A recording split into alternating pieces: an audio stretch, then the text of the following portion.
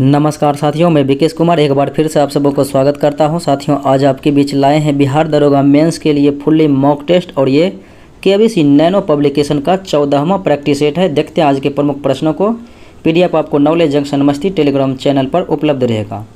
कहता है निम्नलिखित में से किस दोष में घनत्व में जो है घनत्व कम हो जाता है। तो ये रिक्तिका दोष और फिर शॉटकी दोष में जो है घनत्व कम हो जाता है। अगले प्रश्नों को देखें। कहता है ऑक्सीजन के एक अणु का द्रव्यमान क्या होगा। ऑक्सीजन का फॉर्मूला होता है साथियों O2। O का मतलब हो जाता है 16 और O2 का मतलब हो जाएगा 16 तो 32 हो जाएगा। अगले प्रश्नों को देखें। कहता है एक उत्प्रेरक का कार्य क्या होता है। तो ये उत्प्रेरक का जो है कार्य है वो जो है किसी भी रासायनिक प्रतिक्रिया के दर को या तो घटा सकता है या फिर बढ़ा सकता है, यानी दोनों में से कोई भी कार्य कर सकता है। अगले प्रश्नों को देखें। कहता है जीवित कोशिकाओं की प्रक्रिया को नियंत्रित करती है। तो जीवित कोशिकाओं की प्रक्रिया को नियंत्रित करती है तो ऐसा कौन सा है। तो ये है आपका न्यूक्लियस अर्थात नाभिक के द्वारा जो है ये किया जाता है। अगले प्रश्नों को देखें।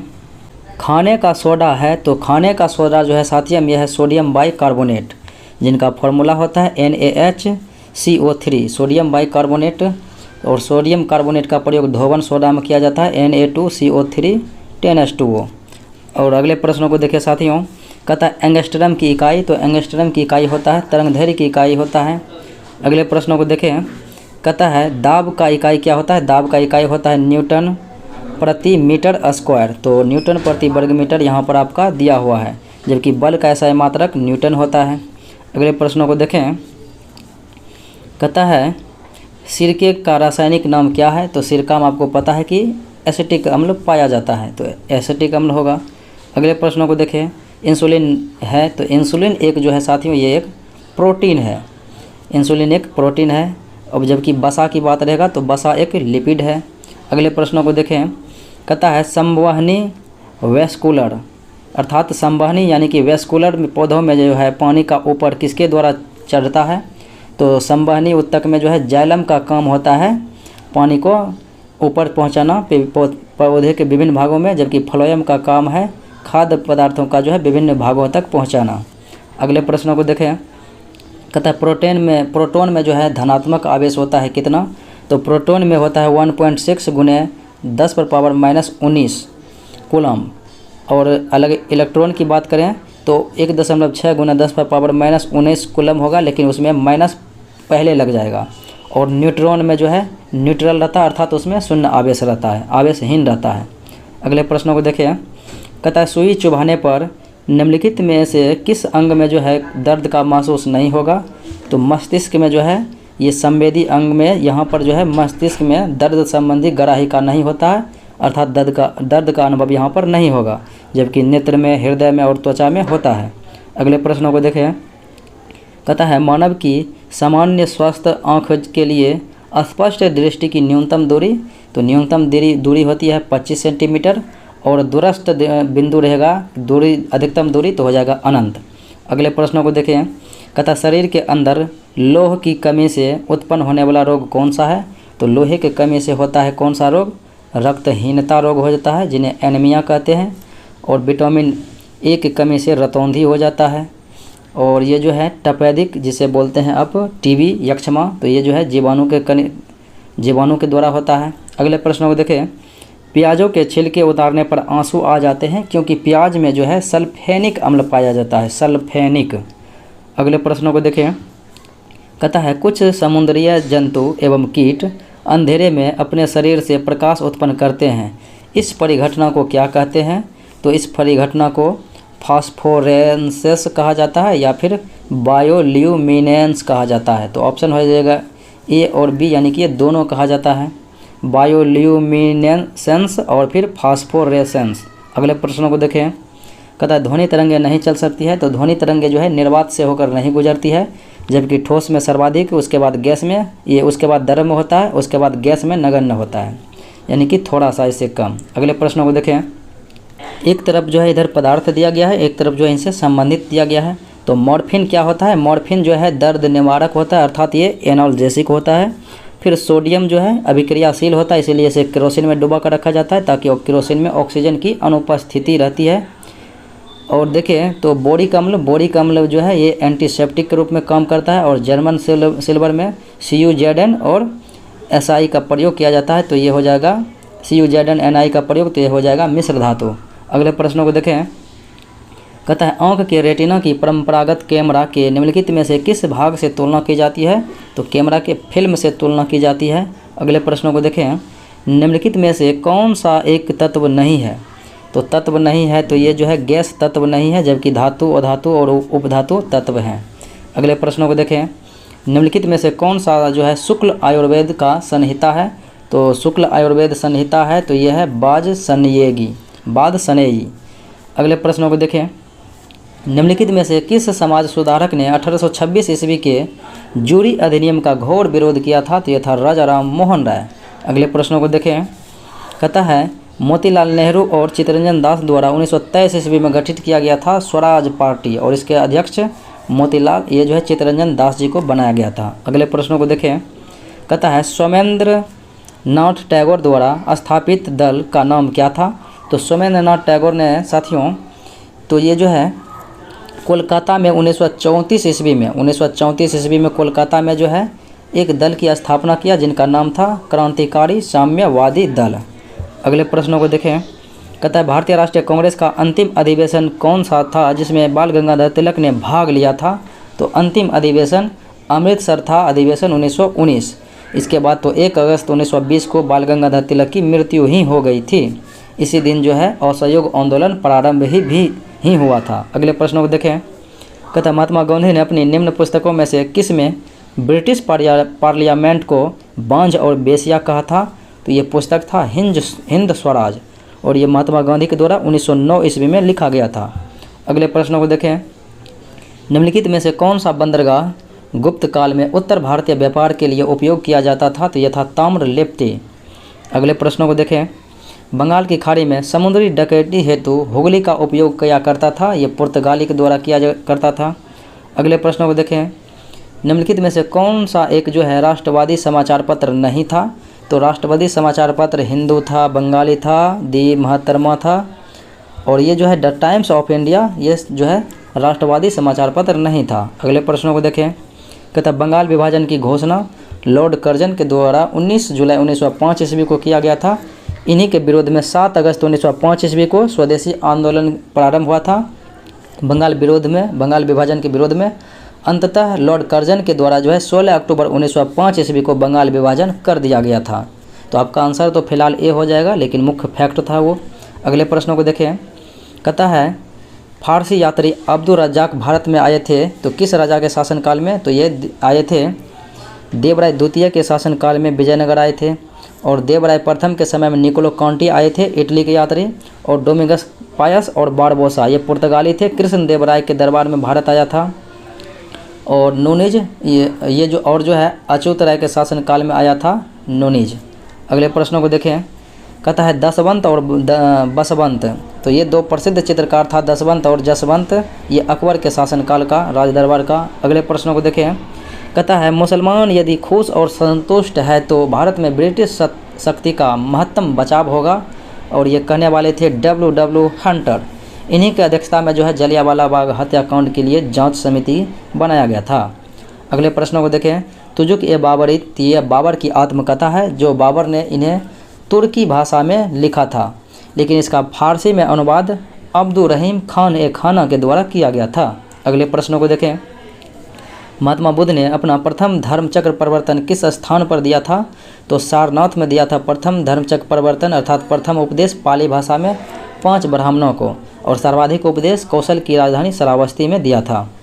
अगला प्रश्न है मगध की प्रारंभिक राजधानी, तो ये थी राजगृह या फिर गृहव्रज, अंग की राजधानी चंपा और वज्जी की वैशाली, वत्स की कौशाम्बी, विदेह की मिथिला। अगले प्रश्नों को देखें, कहता है भारतीय राष्ट्रीय कांग्रेस के प्रथम अधिवेशन में कितने प्रतिनिधि ने भाग लिया था।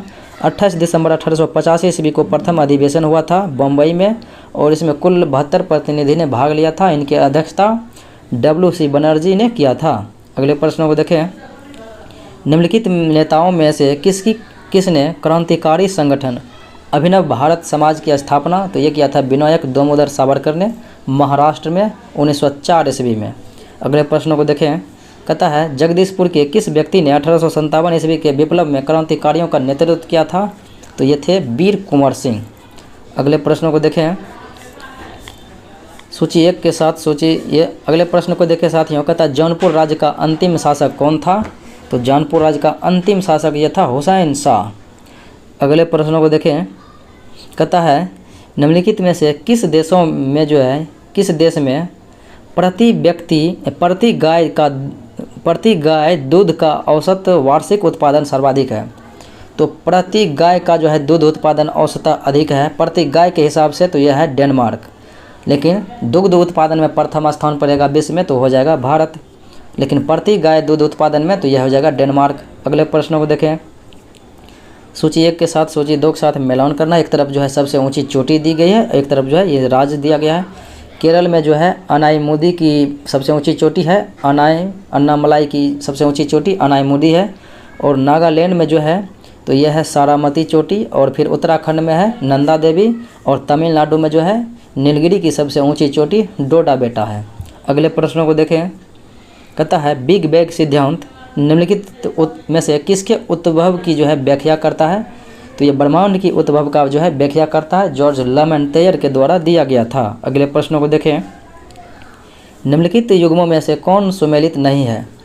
तो ये कहा गया है बॉयलिंग झील डोमिनिका, ये सत्य है।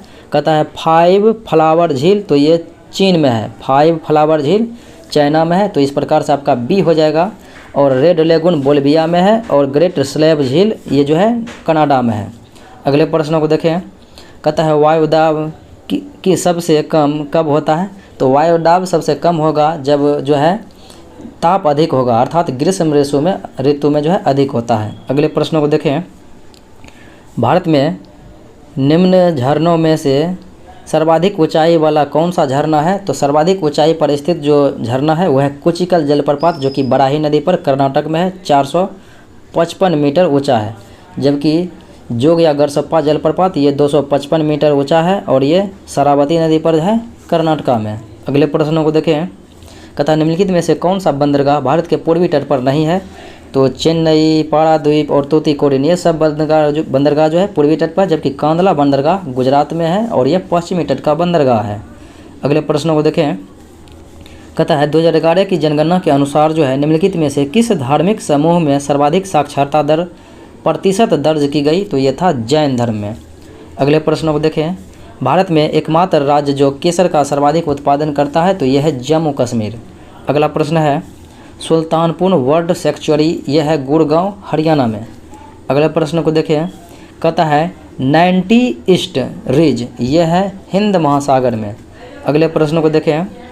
कहता है विश्व के 80% सक्रिय ज्वालामुखी निम्न में से किन पेटियों में पाए जाते हैं? तो ये जो है परिप्रशांत के पेटी में पाया जाता है और मध्य महाद्वीपीय पेटी में पाया जाता है। तो ऑप्शन हो जाएगा आपका बी और ये 2 और 3, तो 2 और 3 है ऑप्शन नंबर ए। अगले प्रश्नों को देखें। कहता है भारत अवस्थित है, तो भारत जो है उत्तर में 8 डिग्री 4 मिनट से जो है उत्तरी अक्षांश में 37 डिग्री 6 मिनट है। और फिर भारत पूर्वी देशांतर में 68 मिनट जो है 60 डिग्री से 97 डिग्री 25 मिनट जो है ये पश्चिम के मध्य में स्थित है। तो आपका आंसर जो है हो जाएगा सी, क्योंकि 8 डिग्री 4 मिनट उत्तर से 37 डिग्री 6 मिनट उत्तरी अक्षांश और 68 डिग्री 7 मिनट पूर्वी देशांतर से 97 डिग्री 25 मिनट पश्चिमी देशांतर यानी कि पूर्वी देशांतर के बीच में है। अगले प्रश्न को देखें। कहता है असम कुल मिलाकर कितने राज्यों एवं केंद्र शासित प्रदेशों से घिरा हुआ है? तो 7 सिस्टर के नाम से जाना जाता है असम को। तो ये जो है इसमें 7 राज्य इससे घिरा हुआ है, जो कि सिक्किम इसके अंतर्गत नहीं आता है। अगले प्रश्नों को देखें। कहता है रेगुर मिट्टी, तो काली मिट्टी का अन्य नाम होता है रेगुर मिट्टी, जो कि दक्कन के पठार अर्थात महाराष्ट्र में सर्वाधिक मात्रा में पाया जाता है। अगले प्रश्नों को देखें। कहता है हमारे अंतरिक्ष में तारामंडलों की संख्या, तो यह है 89, जिनमें सेंट्रोस सबसे बड़ा तारामंडल है जिनमें 94 तारे हैं और हाइड्रा में जो है सबसे कम 68 तारे हैं। अगले प्रश्नों को देखें। कहता है हरित क्रांति के कारण निम्नलिखित फसलों में से किसके उत्पादन में सर्वाधिक वृद्धि हुई है? तो सर्वाधिक वृद्धि जो है गेहूं के उत्पादन में हुई है। प्रथम हरित क्रांति 1967 ईस्वी में आया था और द्वितीय हरित क्रांति 1983 से 84 ईस्वी में आया था। अगले प्रश्न को देखें। और साथियों भारत में हरित क्रांति का जनक MS स्वामीनाथन को माना जाता है और विश्व में हरित क्रांति का जनक माना जाता है नॉर्मन बोरलॉग को, और श्वेत क्रांति का जनक जाना जाता है वर्गीज कुरियन को। अगला प्रश्न है कि अंतर्राष्ट्रीय तिथि रेखा गुजरती है, तो ये जो है प्रशांत महासागर से होकर गुजरती है 180 डिग्री पूर्वी देशांतर रेखा के बीच में। अगले प्रश्नों को देखें।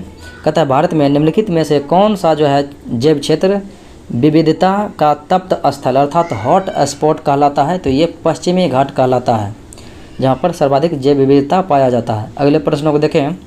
कहता है भूमध्य रेखा निम्नलिखित में से किस देश से होकर नहीं गुजरती है, तो भूमध्य रेखा जो है 12 देशों से गुजरती है, जो कि उसमें केन्या, इंडोनेशिया, ब्राज़ील आता है, इक्वाडोर आता है, इक्वाडोर आता है, उसके बाद कांगो गणराज आता है, लोकतांत्रिक कांगो गणराज आता है, गैबॉन आता है। अगले प्रश्नों को देखें साथियों।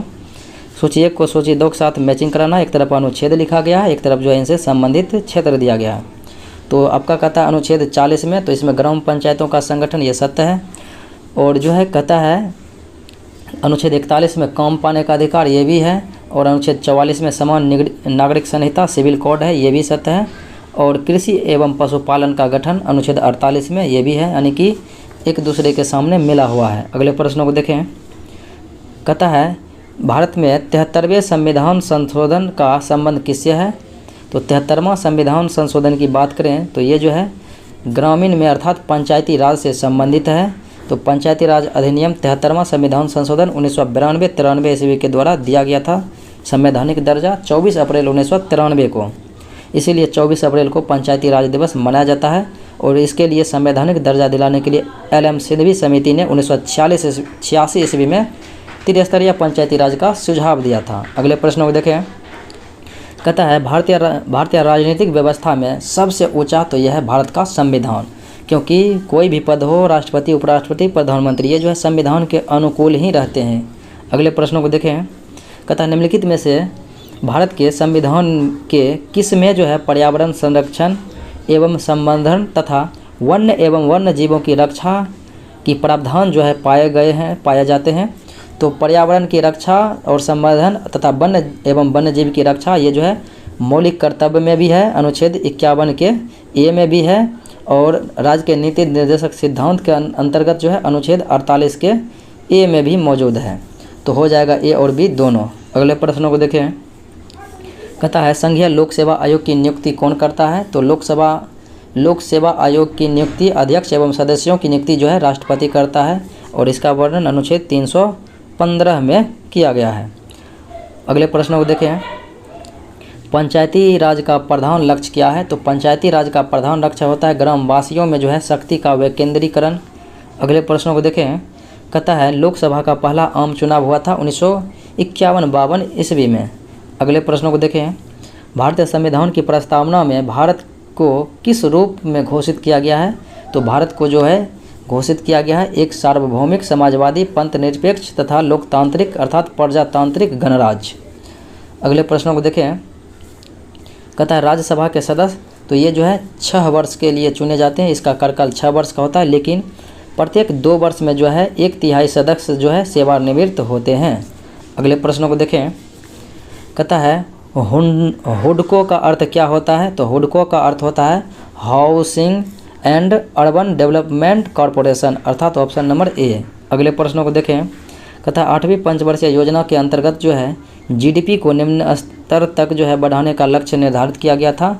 तो स्तर जो था ये था 5.6% जो है बढ़ाने का लक्ष्य, और 8वीं पंचवर्षीय योजना 1992 से 1997 ईस्वी तक चला था। अगले प्रश्नों को देखें।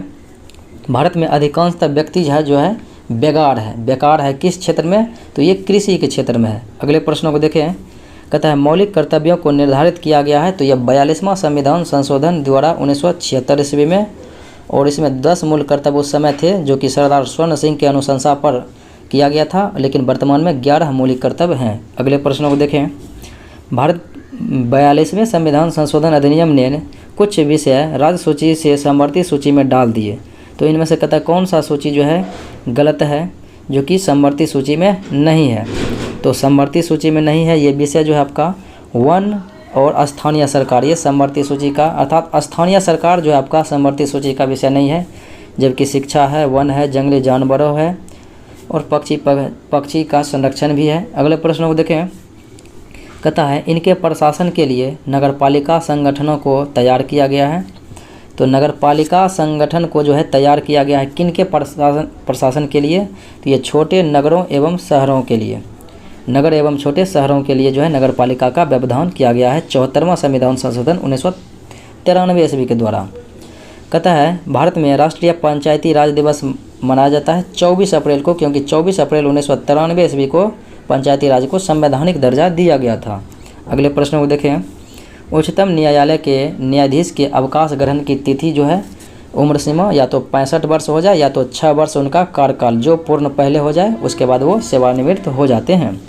अगले प्रश्न को देखें, कहता है विभिन्न राजनीतिक दलों को राष्ट्रीय पार्टी अथवा प्रादेशिक पार्टी के रूप में स्वीकृति कौन प्रदान करता है, तो ये स्वीकृति प्रदान करने का कार्य होता है चुनाव आयोग का। अगले प्रश्नों को देखें, भारत के उपराष्ट्रपति का चुनाव करने वाले सदस्य होते हैं, तो ये जो है पार्लियामेंट अर्थात संसद के सदस्य होते हैं, क्योंकि राज्यसभा एवं लोकसभा के सभी सदस्य जो है उपराष्ट्रपति के चुनाव में भाग लेते हैं, जबकि राष्ट्रपति के चुनाव की बात रहेगा तो लोकसभा, राज्यसभा और विधानसभा के जो है निर्वाचित सदस्य।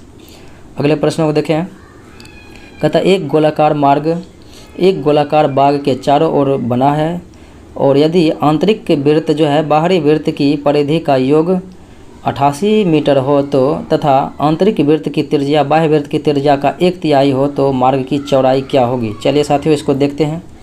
ये मान लीजिए है आपका एक वृत्त है और ये जो है बड़ा वृत्त है। अब ये रास्ता का कह रहा है, रास्ता भी दिया गया है, तो यही मार्ग की चौड़ाई क्या होगी देखते हैं। अर्थात इसका जो है इसके परिधि में से इसके परिधि में से यानी कि बड़े में से छोटे को घटाएंगे तो आपका जो है आ जाएगा। तो फिलहाल आपका जो है इस प्रकार से बनेगा, जैसे इसका जो है x है त्रिज्या और इसका है 3x त्रिज्या बड़ी का, तो बड़ी में से जो है छोटी को घटाएंगे तो आ जाएगा आपका रास्ता का त्रिज्या। तो देखते हैं, अगर कहता है 3 गुनी है एक दूसरे का, तो यहाँ पर क्या हो जाएगा, परिधि क्या हो जाएगा, एक का हो जाएगा 2 पाई r प्लस एक हो जाएगा इसके 3 गुनी है तो इसके 3 गुने हो जाएगा, तो कितना हो जाएगा फिर इसके 3 गुने का मतलब हो गया कितना, तो ये हो जाएगा 6 पाई r और यहाँ पर कितना हो जाएगा बराबर 88, यानी कि त्रिज्या ये जो है परिधि दिया गया है, तो यहाँ पर कितना हो जाएगा, यहाँ पर हो जाएगा 8 पाई r, 8 गुने 22/7 गुने r हमको निकालना है बराबर 88। अब ये 22 चौके 88, 4 दूने 8, तो r बराबर कितना आ गया, r बराबर हो गया 7/2, r बराबर कितना हो गया 7/2 अर्थात 3.5 आ गया। अब जो है यहाँ पर एक r का मान आ गया 3.5, एक जो है 3 गुना हो जाएगा, 3 गुना का मतलब हो गया 3.5 गुना 3 करेंगे तो कितना आ जाएगा, गुना 3 बराबर हो जाएगा कितना 5.3 गुना, ये 3.5 गुना 3 करेंगे तो आपका आ जाएगा 3 × 9, 3 × 5 15, तो 3 × 9 और 3 × 5 15 करेंगे तो आ जाएगा 10.5 और यहाँ पर आपको माइनस करेंगे कितना 3.5, तो यहाँ पर कितना आ जाएगा, इतना में से घटाएंगे तो आपका जो है 7 आ जाएगा, जो कि रास्ते का हो जाएगा चौड़ाई, तो 7 आपका आंसर होगा। अगले प्रश्नों को देखें, कहता है एक आदमी ने 2 स्कूटर एक ही दाम पर बेच दिया और इसमें एक को 25% का लाभ हुआ और दूसरे को जो है 25% की हानि हुई, तो विक्रय मूल्य में क्या होगा पूरे व्यापार में। तो यहाँ पर जो है आपका 100 पहले था, उसको क्या किया आपने 125 यानी 25% के लाभ पर, फिर 25% के हानि पर जो है 75/100। अब ये 100 कट गया, 25 × 25 चौके 25 के 5 और 7 × 5 35 2 37, 375 में 4 से भाग देंगे तो कितना लगेगा 9 चौके 36, फिर हो जाएगा 1 पर 5 15, तो 4 × 12 यानी कि 93 कुछ आ रहा है। इसका मतलब इसमें घाटे हो रहा है, 100 से अधिक रहता तब हो जाता मुनाफा। अगले प्रश्नों को देखते हैं, कहता है ऑटोमेटिकली ये शब्द लिखा गया, इसे कहता है कौन सा शब्द बन जाएगा, तो यहाँ से CALAMITY ये भी बन रहा है और MALTY ये भी बन रहा है। यहाँ पर देखें LACUNA, N का प्रयोग यहाँ पर कहीं पर नहीं है, तो N जो है यहाँ पर यानी कि ये प्रयोग में नहीं होगा। अब देखते हैं यहाँ पर डबल ओ है, एक ओ ये और एक यो, यहाँ पर जो है डबल ओ का प्रयोग नहीं है, तो ये भी नहीं बनेगा।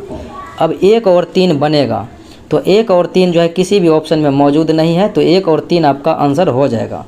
अगर यहाँ पर फिलहाल ये आंसर लिया गया है कि नहीं बनने वाले, तो नहीं यहाँ पर लिखा होगा तो हो जाएगा 2 और 3। तो लेकिन आपका जो है जानकारी से मतलब रखना है। अगले प्रश्न को देखते हैं। कहता है 110 मीटर लंबी एक रेलगाड़ी जो कि 54 किलोमीटर प्रति घंटे की गति से चल रही है, तो 130 मीटर लंबे पुल को पार करने में कितना सेकंड लगेगा। चलिए ये लंबाई दोनों का जुटेगा, 110 प्लस हो जाएगा 130, तो कितना हो गया 240 जो है ये लंबाई आ गया। अब कहता है 54 किलोमीटर प्रति घंटे के रफ्तार से चल रहा है, तो चाल बराबर कितना हो जाएगा, 54 को मीटर पर सेकेंड में करेंगे 5/18, 5/18 करेंगे, तो यहाँ पर जो है ये 18 तिया 54, यहाँ पर 15 है और ये पर 3 है, 5 से काटते हैं तो 5 चौके 20 और 5 अठे 40, 3 से काटेंगे तो 16 तिया 48, अर्थात 16 सेकेंड आपका आंसर आ गया है। अगले प्रश्नों को देखें। कहता है निम्नलिखित आकृतियों में जो है कौन सा शेष से भिन्न है। अगर आप देखते हैं तो गोला के अंदर गोला, त्रिभुज के अंदर त्रिभुज, चतुर्भुज के अंदर चतुर्भुज, लेकिन यहाँ पर चतुर्भुज के अंदर त्रिभुज, तो ये आपका गलत है। अगले प्रश्नों को देखें। कहता है इनके स्थान पर अगले स्थान पर जो है क्या आएगा क्रम में, तो C से जो है 5 बढ़ा है तो 8वां अक्षर L आ गया है, ये H आ गया है, फिर H से 5 बढ़ा है तो 13वें अक्षर जो है M आ गया, 13 से फिर 5 बढ़ेगा तो 18वां अक्षर क्या होता है, R होता है। फिर यहाँ पर कहता है CDHIMN और RS, यानी कि ये एक बढ़ जाएगा उससे आगे, तो RS आपका आंसर हो जाएगा D। अगले प्रश्नों को देखें। कहता है एक घन के 6 पृष्ठ अलग अलग रंगों से के हैं और लाल रंग काले रंग के विपरीत हैं और हरा पृष्ठ लाल और काले के बीच में है, नीला पृष्ठ सफ़ेद के आसन्न है तथा भूरा पृष्ठ नीले के आसन्न है, हरे पृष्ठ के आसन्न 4 रंग कौन सा है, तो ये 4 रंग हो जाएगा, ये लाल काला भूरा और सफ़ेद, चूँकि ये आपको खुद से बना लेना है। अगले प्रश्नों को देखें। यहाँ पर कहता है कौन सा बड़ा छोटा है इस क्रम में सजाना है। देखिए A का मान इतना दिया गया है, B का मान इतना दिया गया है, C का मान ये है और D का मान ये है। D का मान जो है आपका क्लियर है, तो D हो गया कितना 0.05। अब C का मान देखिए कितना आ रहा है, अगर C का मान को हम तोड़ेंगे तो C का मान कितना आ जाएगा, तो C का मान आ जाएगा 0.06। फिर अगर हम B को तोड़ते हैं तो B का जो है टूटा हुआ है तो ये 0.25, और उसके बाद D का जो हम तोड़ेंगे तो कितना आ जाएगा, D को तोड़ेंगे तो आ जाएगा 0.5। अब देखिए सबसे बड़ा जो है D है, ये A है, और ये उससे फिर छोटा जो है B है, फिर उससे छोटा C है, फिर उससे छोटा D है, यानी सबसे छोटा कौन है, D है, तो D से छोटा फिर C है, यानी D से फिर बड़ा जो है C है, C से बड़ा B है और B से बड़ा A है। इस प्रकार से आपका ऑप्शन हो जाएगा D, ये C हो जाएगा ऑप्शन। अगले प्रश्नों को देखें। कहता है निम्नलिखित अंकों में जो है के वितरण में माध्य ज्ञात करना है। चलिए माध्य ज्ञात करते हैं। तो माध्य में आपका जो है इस प्रकार से लिखा हुआ है, तो ये इसका सूत्र होता है सिग्मा FX बटे सिग्मा F। तो FX यानी कि ये गुना ये गुना ये गुना ये गुना, यानी ये फिर ये गुना फिर ये गुना फिर ये गुना सबको जोड़ेंगे, फिर इसको जो है इसको जोड़कर भाग देना है F से। अब देखिए यहाँ पर कितना आ जाएगा, यहाँ पर कितना आ जाएगा, अगर हम गुण्य करते हैं तो देखिए यहाँ पर आ जाएगा 3 दूने 6, फिर आ जाएगा कितना 4 चौके 16, फिर आ जाएगा 5 दूने 10, 6 तरी 18, 7 पचे 35, और फिर हो जाएगा 8 चौके 32, फिर हो जाएगा 9 तिया 27, फिर हो जाएगा 10 सते 70। इनको काउंटिंग करेंगे तो कितना आ जाएगा, इनको काउंटिंग करेंगे तो आ जाएगा 240। 14।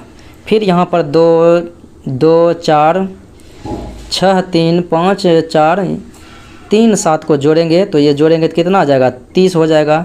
2 4 6 2 8 3 11 5 16 4 20 20 7 3 23 7 30। तो इनसे भाग देंगे तो कितना आ जाएगा, तो ये यहाँ पर 214 में 3 से अगर ये 30 से भाग देते हैं तो आ जाएगा 7.1%, ये एक आ जाएगा आंसर। अगले प्रश्न को देखें। कहता है बी कहता है कि उसकी माँ ए की माँ की एकमात्र पुत्री है।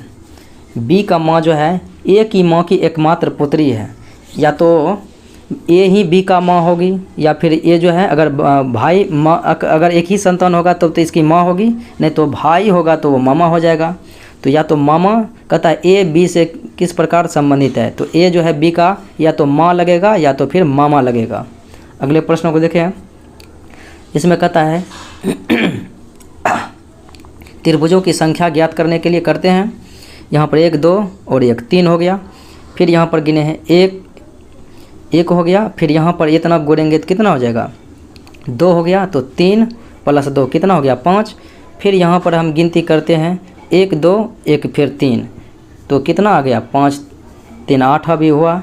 फिर यहाँ से गिनेंगे तो यहाँ पर 9 होगा। फिर यहाँ से यहाँ गिनेंगे तो 10 होगा। फिर ये समूचे गिनेंगे तो 11 होगा, और फिर 11 होगा। फिर यहाँ पर देखिए मैंने इसको नहीं गिना है, यहाँ पर गिनेंगे तो कितना हो जाएगा 12 त्रिभुज हो जाएगा, ऑप्शन नंबर डी।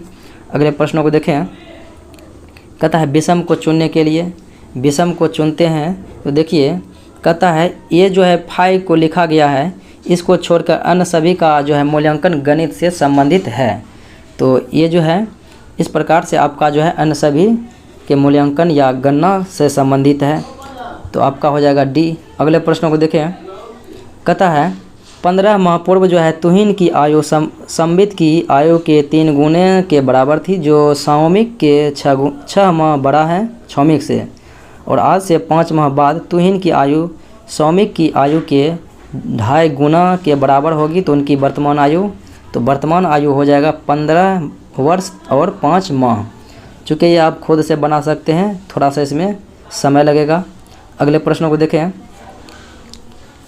कहा गया है एक आयत की लंबाई और चौड़ाई 15% और 10% बढ़ाई जाती है तो क्षेत्रफल क्या होगा। मान लेते हैं 100% है, 100 है, और 115/100 हो जाएगा, गुने 110/100 हो जाएगा। अब देखिए 0 कट गया, ये कट गया, ये कट गया, और 2 × 10 कट गया, और 23 × 115 हो गया। तो 11 × 3 = 33, और 11 × 2 = 22, 3 = 25। तो 253 में 2 से भाग देंगे तो कितना आ जाएगा, तो हो जाएगा आपका 26.5, यानी कि 126.5 आएगा। तो 26.5 बढ़ा हुआ है। अगले प्रश्नों को देखें। कहता एक व्यापारी जो है शर्ट को अंकित मूल्य से 6% कम मूल्य पर बेचता है, वह कीमत अंकित मूल्य लागत मूल्य से 15% ज़्यादा रखता है, तो व्यापारी द्वारा अर्जित लाभ प्रतिशत क्या होगा। अब देखिए लागत मूल्य से 15% अधिक रखेगा, यानी कि 100 उसने लागत रखा, 100 लागत में उसका था, लेकिन 15% अधिक कर दिया तो 115 रखा। अब उसमें कहता है छूट देते हैं, अंकित मूल्य में 6% का छूट देते हैं, तो 94/100। अगर इनको आप काटते हैं तो आपका आ जाएगा कितना, तो ये हो जाएगा 8.1%, यानी कि 108 आएगा मान, 108.1। तो इसका मतलब हो गया कि 8.1% का लाभ हो रहा है। अगले प्रश्न को देखें। tan थीटा का मान दिया गया है 4/3, और sin थीटा + cos थीटा का मान कहता ज्ञात करने के लिए चलिए देखते हैं। तो sin थीटा का ये tan थीटा का मान हो जाता है लंब बटे आधार, तो ये हो गया लंब और ये हो गया आधार। अगर कर्ण निकालेंगे तो कर्ण क्या हो जाएगा, कर्ण मेरा हो जाएगा लंब के स्क्वायर जोड़ आधार के स्क्वायर के √100, तो 4 × 16 3 × 3 = 9, √100 25, तो हो जाएगा क्या कर्ण बराबर 5। अब sin थीटा तो लंब बटे कर्ण, लंब का मान कितना 4/3, cos थीटा तो cos थीटा होता है आधार बटे कर्ण, तो 3 ये sin थीटा हो जाता है लंब बटे कर्ण अर्थात 4/5। अब cos थीटा आधार बटे कर्ण तो 3/5, और लॉस हो लेंगे तो 5 ऊपर में हो जाएगा 4 3 7/5। तो यहाँ पर देखिए 5 × 5 2 7/5, ऑप्शन नंबर डी। यहाँ पर 7 ऊपर में हो रहा है यहाँ पर, लेकिन नीचे 5 नहीं है ना, इसलिए डी होगा। अगला प्रश्न देखें। कहता है आपको एक प्रश्न और 2 कथन दिए गए हैं, बताएं कि कौन सा जो है कथन प्रश्न का उत्तर देने के लिए पर्याप्त है। अब देखते हैं। कहता है कमरे में कुर्सियों की कुल संख्या ज्ञात करना है। देखते हैं कुल संख्या ज्ञात करना है। तो कहता है कमरे में कुर्सियों की संख्या जो है स्टूलों की संख्या से 2 गुनी है, और कमरे में 12 स्टूल हैं, तो 12 स्टूल हैं तो कुर्सी कितना हो जाएगा, 2 गुना है तो 24, यानी कि उपयुक्त जो है एक और दोनों विकल्प जो है एक साथ प्रयुक्त हैं। अगले प्रश्नों को देखें। कहता है दशमलव पद्धति में जो है 73/8 को लिखना है, तो 8 नमा 72, फिर हो जाएगा 10, तो 8 का 8, फिर हो जाएगा 2 पर 0 20, तो 8 दूना 16, फिर 4 पर 0 40, तो 8 पंचे 40, यानी कि आपका हो जाएगा 9.125। अगले प्रश्न को देखें। एक पर्स में मौजूदा पैसों में जो है 1/5 बाहर निकालने के बाद शेष बचे पैसों का 1/12 भाग जो है 7.40 रुपया है। तो आरंभ में कितनी राशियाँ थी? आरंभ में मानते हैं कि 111 रुपया था। बाय ऑप्शन हम लेते हैं, बाय ऑप्शन लेते हैं तो 111 का जो है 1/5 करेंगे, अर्थात 5 से भाग देंगे तो कितना यहाँ पर आएगा 22.2, अर्थात 111 में से 22.2 जाएगा तो कितना बचेगा 88 दशमलव कितना 8, 88.8 का जो है अब कहता है 1/12 भाग, तो इसका 1/12 यानी कि 12 से भाग देंगे तो कितना आ जाएगा 7.40 आ जाएगा। 1/12 भाग कीजिएगा तो आपका जो है ऑप्शन डी रखने से मान आ गया। अगले प्रश्नों को देखें। कहता है नीचे दी गई प्रश्न आकृति में ये अगले पर जो है क्या आएगा। अब देखिए अगले क्या आएगा, तो यहाँ पर जो है गोला के अंदर गोला है, उसके बाहर में जो है चतुर्भुज दिया गया है। फिर यहाँ पर जो है वर्ग के अंदर वर्ग है, उसके बाहर गोला है। त्रिभुज के अंदर त्रिभुज है, इसके बाहर गोला है। अब यहाँ पर जो भी आएगा उसके जो है ठीक दूसरे हो जाएगा यहाँ पर कोना में, उसके माथे पर। तो गोला के अंदर गोला, उसके बाद जो है त्रिभुज उसके कोने पर है, तो ये आपका सत्य है। यहाँ पर गोला गोला तो है लेकिन गोला बाहर में नहीं होगा क्योंकि समान नहीं होता है। अगले प्रश्नों को देखें। कहता है भारत के राष्ट्रीय कैलेंडर का पहला माह, तो राष्ट्रीय कैलेंडर जो है शक संवत पर आधारित जो है राष्ट्रीय पंचांग है। पहला महीना जो है हिंदी माह चैत्र होता है और अंतिम माह जो है फाल्गुन होता है, और इसे 22 मार्च 1957 को स्वीकार किया गया था। तो प्रथम महीना का प्रथम दिन जो है शुरुआत होता है समान वर्ष में 22 मार्च को, और लीप वर्ष में जो है 21 मार्च से प्रारंभ होता है। चलिए साथियों, आज का मुख्य विश्लेषण यहीं पे समाप्त होता है। मिलते हैं अगले वीडियो में, तब तक के लिए धन्यवाद।